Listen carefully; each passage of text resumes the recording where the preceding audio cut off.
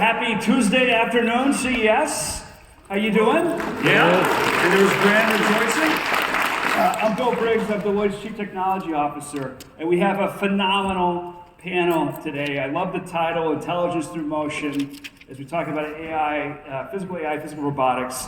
And to me, this is the counterpoint to this narrative this last year or two around, are we not seeing the real enterprise value and the impact of AI? And I think it's typically because we talk about the world in these empty rhetoric and headlines, and when we actually talk about real use cases and real application, that's where we're seeing real value today. This isn't in the future. And the fact is, moving into the physical, digital and physical coming together, and how we're tackling it in very different industries, different applications, the potential is real, and we're just getting started. And you've seen that theme in the last 2 days already. It's only going to continue. And this is going to be an amazing time, and we're going to spend 10 minutes or so. Deloitte's done a lot of research in the space. We've invested heavily in the space. Great partners on stage with me in a bit. Talk a little bit about the framing, how we think about it, and then we'll get to the real action, where we'll bring some leading voices to make it very, very real. So we're going to have awesome action-packed 40 minutes. This first piece I love, because the physical AI, physical robotics, the headlines, especially in CES, are in the form factors. And we're going to have different form factors represented today. Clearly, there's a wide continuum. And with that comes the industries they're focused most on and the use cases and impact potential.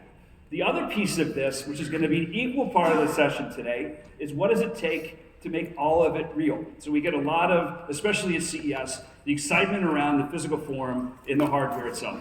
Hugely important, great innovators driving that growth, joining us today. And everything has to happen before and behind the scenes to make it real. And so this view is something that we've created that I love, because it basically says, here are the things that have to be true as we talk about making physical robotics real. And the value in the digital twin and simulation and digital assets behind that have their own potential value and impact. And they feed into the closed loop of then using to deploy in the hardware form and the feedback cycle behind it. So if you go top to bottom, this prepare, how do we design, how we think about use cases, applications, the bill of materials have to be in place, and how do we understand how they're going to navigate and how they're going to do their job and make impact and difference. The perceive, the sensing, the real time, the big piece of robotics is we have to understand, we have to actually react, we have to take action, and we have to play that back through. Processing, that's the actual sense making, a huge piece of it. And it's the AI and the models, so as we move into world models, what does it mean? How do we actually put it in place on the edge? Because as we're talking about critical infrastructure in manufacturing floors, supply chains, and hospitals, in self-driving cars, we don't have the luxury of letting it go round trip into the cloud, into the data center. It has to be local, because we're talking about milliseconds or less to make decisions and take action. And how do we use that to make them better over time? Then we have, of course, the things around deployment, so training, deployment, performance, proceeding, and the closed loop reconciliation behind it. I love that this is taking such center stage at CES, because historically CES has been consumer, and there is a lot of attention and excitement around the laundry folding robots, the humanoid form factors that will come and have a huge impact. But we're going to have a heavy emphasis on industrial today, because that's such a piece of the enterprise value that we're seeing in reality today. This next view, cross-industry. So what are use cases that we're seeing? So a ton happening in supply chain, a ton happening in manufacturing, in hospital systems. So you'll see in the middle here, Moxie and Digit on the top right side. Our panelists will bring that to life. We have a huge bit in surveillance. So drones and autonomous, looking at wire system, wire lines, utilities, not only understanding where there's potential impact implication today, but understanding looking at every single line, every single bit of foliage and tree and leaf, and what might happen with wind systems, and predicting where that might actually trigger an outage or maintenance event, and doing that before we see real disruption. Security, hospitality, and these are just the beginning. So the key here is going to be trying to translate the hand-waving rhetoric of what could be possible. I'm a huge Beast Boys fan. I love the idea, wouldn't it be nice, hope and wish and pray it might come true, into what has to be true to take action, because this isn't about the what, though the technology is really fascinating. It's about the so what, business, enterprise, government impact, and then let's get to the now what of how do we actually invest and take advantage and fully realize the potential. So the overarching theme here is going to be trying to demystify what has to be true and how do we make it incredibly real. There's a great report we published that you can grab if you want. It goes through all this in great detail, the 6 layers of the stack, the use cases, the examples. You're going to see more and more partnering happening before, during, and after. But we don't want to waste a lot of time because this is a rockstar panel, and I want to get into it and let the experts tell you exactly what they're seeing. So, without further ado, if I can ask my panelists to come and join me on stage, I will go down. First, we have Andrea Tomas, Andrea, the co-founder and CEO of Diligent Robotics. Yes, great applause. We have Deepu Talla, who's the VP and GM of Edge and Robotics at NVIDIA. And we have Pras, I'm sorry, we should have practiced. Say your last name so we don't butcher. Velikapudi, obviously. The Chief Technology Officer of Agility Robotics. Thanks for joining, Eric. What an exciting time. Welcome to CES. I want to start with Deepu. So a ton of the announcements yesterday around everything that NVIDIA is doing in and around physical AI and physical robotics. And Jensen had, I think, 15 different form factors, including Moxie and Digit on the stage with him yesterday, including a cat excavator down to Disney's VDXs, which was a fun. But there's so much happening on the hardware front and so much happening on the software front. What are some of the highlights from your perspective in case people missed it? Did anybody miss it? A lot of us. If you missed it, please do take a look at it. I think there's 3 main takeaways. The first one, I think as an industry, AI industry, what was surprising last year was the promise and popularity of open models. I mean, now 25% of the world's tokens are being now generated in open models. 80% of the world's startups are using open models. And NVIDIA has now taken on the mantle of doing all of our models open. Open is not just the model weights, but the training data set, all the test scripts, everything. So that's a very important phenomenon that's happening in the industry. The second one he talked about was physical AI, of course, and how fast it's transforming. And within physical AI, we are doing open models there as well. A couple of things that he highlighted. One was for autonomous driving, a model called Alpamayo, which is an end-to-end driving model that's open source. And then, of course, for general purpose humanoid robotics, what's called Project Groot, we also have a bunch of models. And then for data generation and simulation, World Foundation model, a model called Cosmos. So that was the second thing we touched about.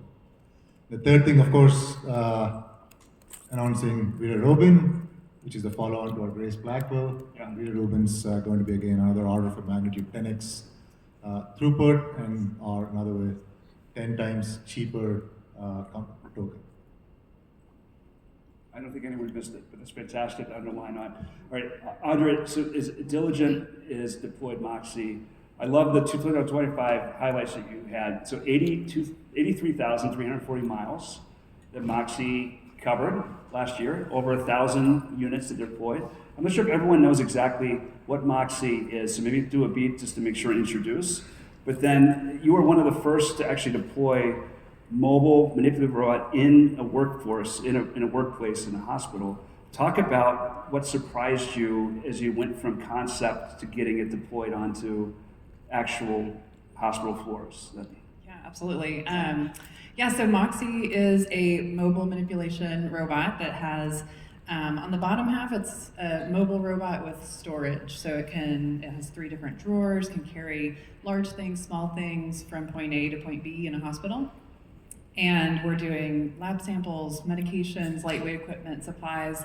You would be amazed at how many things get run on foot across the hospital. And these are really highly trained nurses, clinicians that are doing that work. And so we are partnering with hospitals to be able to take on some of that menial work. And we've, like you said, traveled more than 80,000 miles doing delivery tasks. That's a stack. I mean, how many units is deployed? So we have about almost 100 robots deployed. Okay. And they're across more than 25 hospitals in the US. and serving over 1,000 different nursing units. And when you see the video in action, manipulating elevators, I love one of the features is called out to be happily taking selfies with folks. I'm sure that happens quite a bit. Quite a bit. I mean, so you asked what was the most surprising. I think, my background is robotics and engineering. We, very carefully said, well, we should go into a semi-structured environment where we think that it's actually possible to really get robots working today, kind of to your point. And I think what's been surprising even about a semi-structured environment like hospitals, it's the long tail of variation is vast. Yeah. And the dynamics that people add to an environment, so robots having to deal with everything that people might do in the environment, that's been the most surprising part. There's a great quote from the movie Clerks, this job would be great if it wasn't for the customers. Exactly. So Pras, maybe do the same as what the journey you've been on and introduce a bit about Digit, and then also similar challenge in a factory manufacturing for semi-structured control. What have you guys found? Talk a little bit where you are in the journey and some of the deployment fun realities of getting it from lab into reality.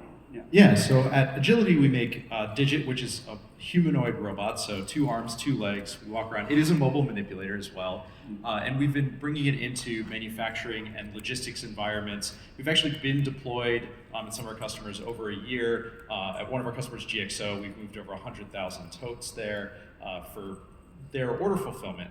And so we've been out in the world and deploying these robots and seeing sort of what happens when you do that. And to Andrea's point, it's really this eye-opening experience of there's the whole part of the problem, which is get the robot working, right? Yeah. Get the robot to do the task. And then there's this long tail of all the things that you discover are also important, relevant pieces of making the robot actually function in that environment. Learning about, hey, the floors are actually very dusty in these environments. They're quite a lot more slippery than the lab environment. First shift takes really good care of your robot. Second shift sort of tolerates your robot. Third shift ran into our work cell with a fork truck once. Intentional or not, we don't know. Litigation's pending. Unintentional. Very apologetic about it. Yeah. There's a lot of variability in those processes that you have to tolerate to hit customer KPIs. And in manufacturing and logistics in particular, the markets are very driven by KPIs. They're very driven by, is this process being fulfilled at a rate that's useful to us? Yeah.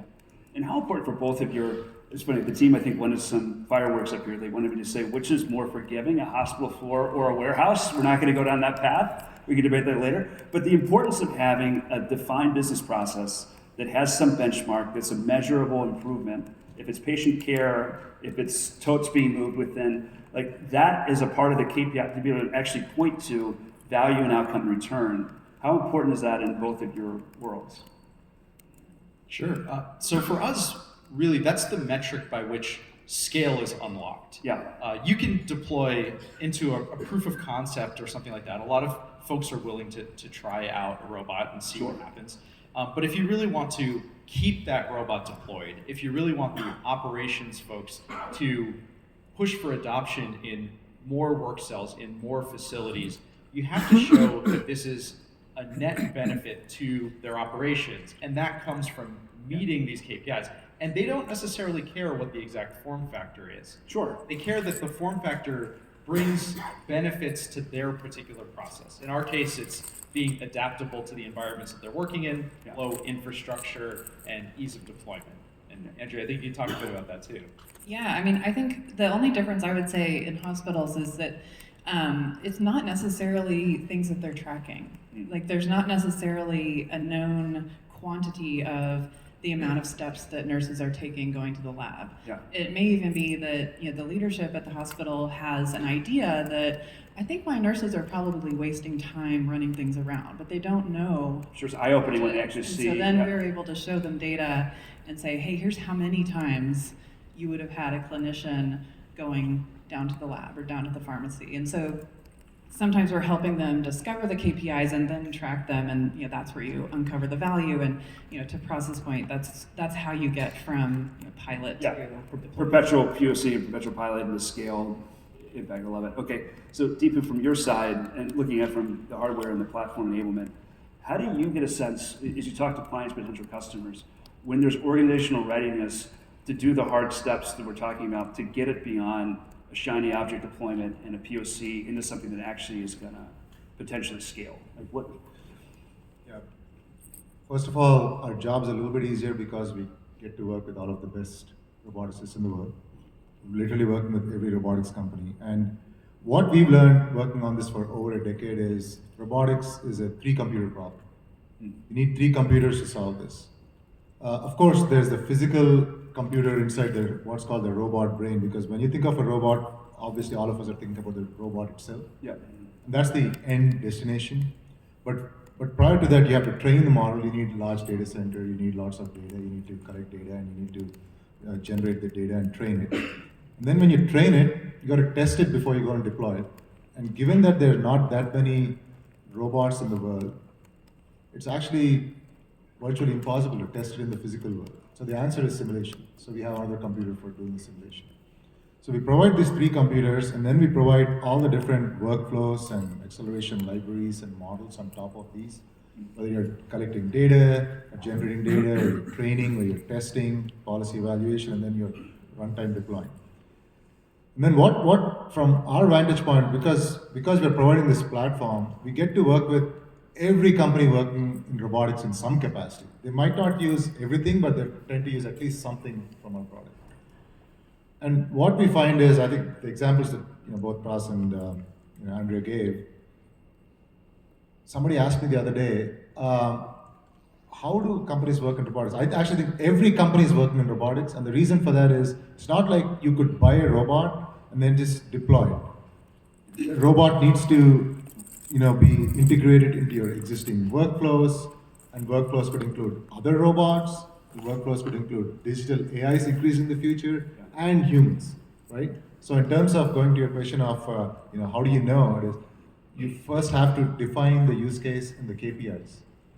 And ideally, at this point in time, given the general purpose brain does not truly exist yet. Someday we'll get to that chat GPT moment, hopefully sooner than later, where there's a good enough general purpose robot brain, and then you can specialize into each area.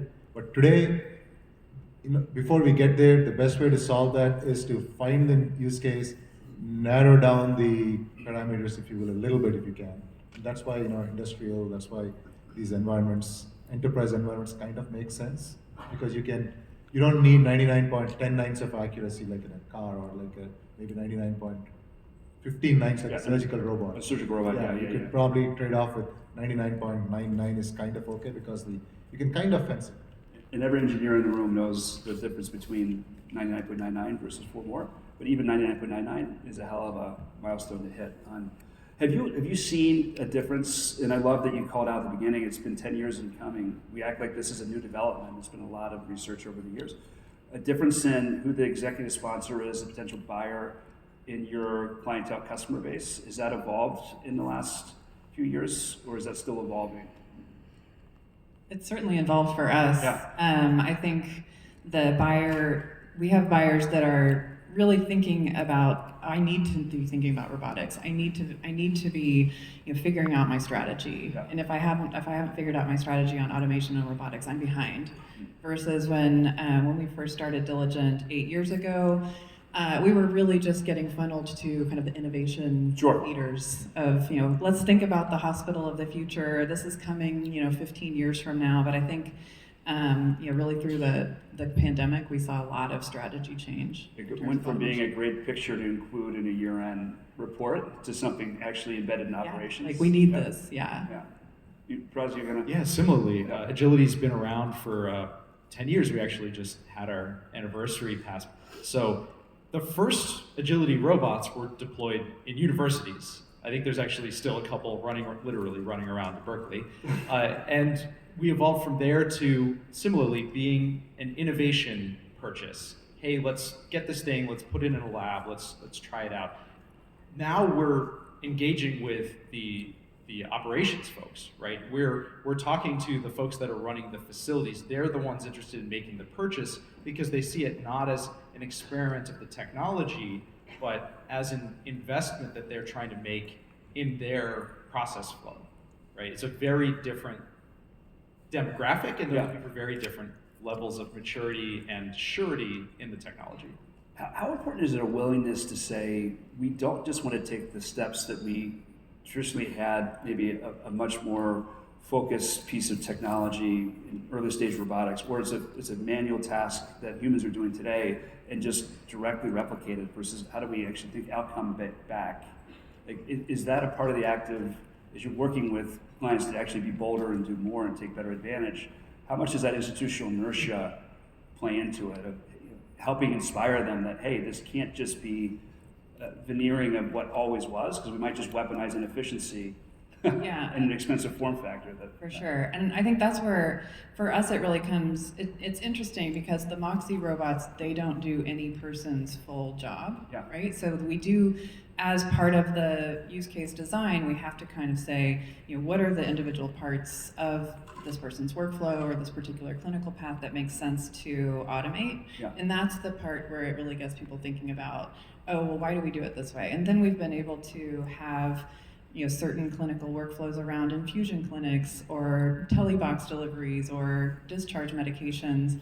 We can show one hospital system like, well, here's how this other hospital system did it. Do you think this would be a good process for you? And you can kind of help bring that automation, can kind of usher in that efficiency. And work through the multiple stages of change. The first person affected, that's not how we do it. No, that's not it. And all right, Deepa, you mentioned Omniverse and everything that goes into simulation and training. And I mentioned in the upfront, there's also this exhaust of those investments and those assets actually have additional value beyond just the ability to train and deploy in the physical robotics sense. So think about enterprise simulation and planning. How has that evolved? Is it evolved in the way you thought it would?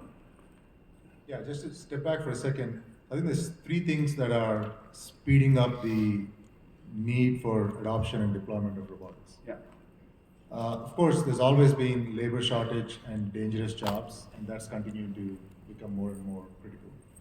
But two other things happened recently. One is on the technology front in the last 12 to 18 months, both the advent of large language models and taking it into vision, language, and actions, so generative AI, agentic AI. So that technology now has solved certain problems in other areas that was not solved before. So we can apply that same technology to robotics. So there's a chance for interaction and there's a chance of building a general purpose reasoning robot brain. So now suddenly you can see it, the best in the world, from research labs to funding to, you can see all of them are starting to work on robotics problems, right? The other piece of technology that also matured, we've been working on it even longer, is simulation. And it's virtually impossible to build and test robots in the real world. If we did that and we didn't have simulation, I think we're going to take decades, if not century plus, to get it all done. But the problem with simulation is the sim to real gap is sufficiently large that you don't trust the result as to what's happening in simulation. Now closing the sim to real gap is going to be, I guess we're going to be working on it for next 20, 30 years for sure. But the good news is we've reached a tipping point where for certain scenarios, it's become good enough. Whether it's physics modeling, whether it's the whole visual fidelity so that you can do sensor modeling and you can use what you test in simulation is going to materialize exactly in the real world. So that's the second reason why there's two technologies going. Third one, which happened, is reindustrializing, reshoring, manufacturing. You see lots of new factories, new buildings are being built up, which further, right? Go back to Bill, exasperate the first. So that's why I think you ask the question of buyers, and it's like you have no choice but to experiment with all this technology. So now getting back to simulation. So simulation, we are using it for, you see, two main reasons, right? Two main tasks, two main problems we're trying to solve. One, of course, is testing in simulation. Because it's faster, safer, cheaper. And someday you should be able to simulate thousands of times faster than real time, which means you can run many experiments. And it's plus you can run thousands of experiments. In edge case scenarios that would never be Edge case cut. scenarios, you can do all of that. You can run so many, and just orders of magnitude more in the simulation world, and it's safe. And the second thing that we're finding in simulation is real world data does not exist for data generation or to train the robot. In the case of ChatGPT and language, most of the best books and the best literature, peer review, if you ignore the social media crap that's sometimes out there, but most of the data is extremely high quality referee data, right? So, and language intent is also captured very well in that. But when it comes to robotics, YouTube video and all that is good, but not still good enough because there's no physics component in it. Yeah. You don't know how much pressure there needs to be or how much touch there needs to be, and so this is why the industry is now going back off into, can we use AI to create the synthetic data, which is world foundation models, 3D modeling, physics modeling, in addition to collecting real world data. And that's what we're seeing, like the biggest thing that's happening right now is in the area of simulation, both for data generation and testing. With characteristics that make it inherently more trustable to be deployed and deployed. Well, okay, Press, I was going to ask you, and Deepu hinted on it, the narrative of, well, isn't robotics going to be a job displacement vector versus a lot of the work you're doing is there's jobs that we can't fill today, and how do you see the future of your field evolving with that headline in mind? It's something that comes up quite a lot when we're looking at the humanoid space for obvious reasons. You see something that's in the same form factor or generally similar, and you think about job replacement. But I think it's turning out, and Andrea hinted at it earlier, this is more of a job transformation type of revolution. What we're seeing, and I think the way that this will play out, is that we can do pieces of what would be a job role at a facility. We might unload and load a machine that someone's running, but now they don't have to load it with 50-pound metal totes all the time, right? Yeah. We can take that one piece out of their operation. There's a lot of activities that are called things like water spider or similar, like multi-task jobs. A person is going around doing 5 things or 12 things, and what we can do is take the 4 manual labor activities off of that plate and leave the remaining ones of checking on things or problem solving things, areas where we can kind of upskill the labor force. And so the idea is, let's be able to deploy our humans where they're the most valuable to us and get all of this manual labor, all of this glue automation tasking off of their plates. Yeah, and I think in both of your worlds, a lot of those specific tasks are the repetitive, potentially exhaustive, maybe dangerous tasks, which isn't what folks in their fields went in to focus on anyway. So, Andrea, when we were talking, the spirit of collaboration as you deployed Moxie into hospital systems floors, I don't know if it was surprising, but it was encouraging to me. I mean, what does that look like, and how do you design your products to help make that what it's become, which is a net positive in most communities? You know? Yeah. So I mean, I think we took the question of is this robot replacing somebody's job? From the beginning, we were like, we have to make sure that that isn't how the robot's perceived, or we're not going to get anywhere. Yeah. And so we really set out, and a lot of our really early conversations with clients were about, this is collaborative, this is a augmentation of your workforce. And then from the design of the robot itself, we wanted it to feel like a teammate. Like, we wanted it to feel like something that's joining your team. And we always have the introduction of the robot fleet by the chief nursing officer usually, right, and walks the floor with the robots and introduces the new teammate, Moxie. As far as hierarchy and respect, that's pretty high on the floor, right? Yeah, exactly. So, and then you have the leadership of the hospital saying, this is why we brought these robots here. We're investing in you. We're investing in you spending your time in a better way. And that messaging really sticks. And in places where that change management isn't set up from the beginning, you see that there's a lot more questioning, and you have to go back and fix that. Yeah. And we did a study, and it's a broader Deloitte, just trustworthy AI study, but it was basically, what is your trust and enthusiasm level for AI? And it was broken down by where you are in the corporate ladder almost. And so probably not a surprise, 70% of the C-suite said bullish, enthusiastic, high trust, high enthusiasm.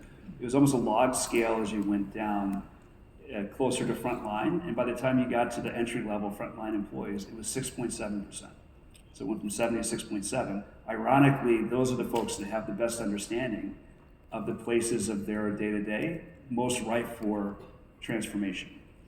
I'm sure the nurses know where the knuckleheadery is better than the head of nursing on the floor, potentially. Yeah, but and they usually are the ones that get involved with defining the change. Like, so it's often that you have a leader who says, hey, I know we have some inefficiencies here. I'm not going to be the one to solve it. And let's go talk to the frontline nurses and make that happen. So that's the kind of healthiest change that we've seen. All right, Pras. So let's talk a bit about what keeps you up at night. This is a therapy session piece of so you're running a factory that builds robots, you're deploying them, you're maintaining them, and they're at your clients' customers in their critical infrastructure and processes too. So you see the full life cycle within your own walls, and then also as they're deployed in the wild. What's the biggest challenge that doesn't get enough attention? I think it would have to be safety. Yeah. Safety is such a key piece of bringing out this technology in the world because of what the technology can do. We're building systems, and Digit is one example of this. It's built to interact with the environment and move heavy loads, interact in a lot of diverse ways, and that's something that we really haven't had to deal with before in a lot of cases. The safety strategy for many robots historically has been keep them from touching anything. Right, they're boxed in within very clear. Keep them inside of walls, keep them a foot away from a human, slow them down if a human gets close, and leave it at that. And that's simply insufficient for this new generation of robots whose primary function is to go out in the world and touch things and move things and exert heavy forces. You know, we're carrying, 30-pound, 50-pound totes around. That requires a very different safety strategy. In dynamic. And dynamically stabilizing, right? We're walking around, right? So you have to think about safety in very different ways. So we started an ISO working group to basically define a standard for safety in industrial robots with dynamic stability. But you really have to develop this new technology in the safety space to think about how do I now actively make safety decisions? I can't just create a force field around this robot and leave it at that. I have to think about, am I surrounded by people or walls or totes? How is my robot going to fail if it has some sort of joint failure? What is it going to do? I can't simply lock all of the joints when you have a humanoid robot. So that's the thing that I think is critical for being able to scale and warrants a lot of attention. We've invested heavily in it, certainly, but I think that will be the big piece that needs to fall into place that'll unlock humanoid scaling. Yeah, and Deepa, you mentioned it in the training, testing, deployment, in the models that you're building and helping bring to life the broader industry. There's also the layer of cyber, because we're talking about now critical infrastructure in places where we can't have bad actors coming in. So how has that been a piece of the broader NVIDIA strategy and how you think about the product roadmap, the platform roadmap? Yeah, so both safety and cyber security have to be designed with every process that we put in place, right? So when let's start with safety, to just expand on what Ras mentioned. So safety has to be full layer across the stack. From the chips need to have, in the case of, we can borrow some of the principles from an automotive, where the chips are certified ASIL-B or ASIL-D, depending on that, and then you add next level, one level higher at the system level, you add safety microcontrollers. So you can expect the same thing to happen in humanoid robots and other robots, where highly likely there are going to be tens of processors in the system. There'll be a big brain, maybe an NVIDIA brain, NVIDIA powered brain, but then you're going to have lots of actuations that are going to happen, and you're going to have regional microcontrollers. So there's going to be a lot of compute elements, right? And that safety needs to be designed into all of those. And then one click above that will be the core level software. Your operating system needs to be safety certified. Your models, algorithms need to be safety certified.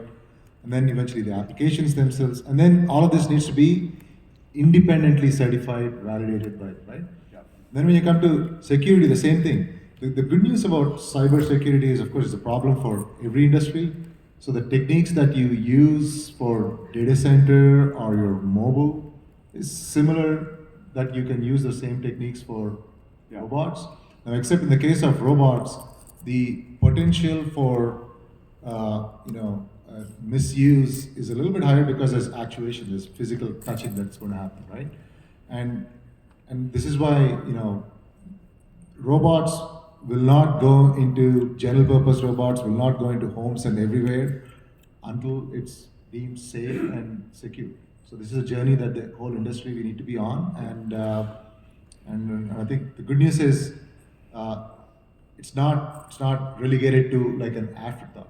I mean, there are multiple safety security committees in robotics that are leveraging from automotive and starting to work on it. Because in any of those use cases, it has to be fault expectant, not fault tolerant. And the same, I do like harkening back to the same principles we've always had of at rest and in use and in flight. That still applies, but at a different scale. All right, Andrew, the collaboration point, I love the idea of the head RN is the one doing the introduction.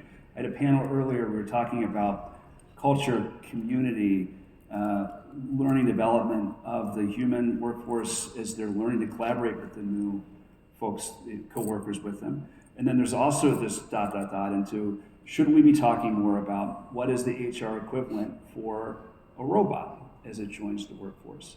Any thoughts on...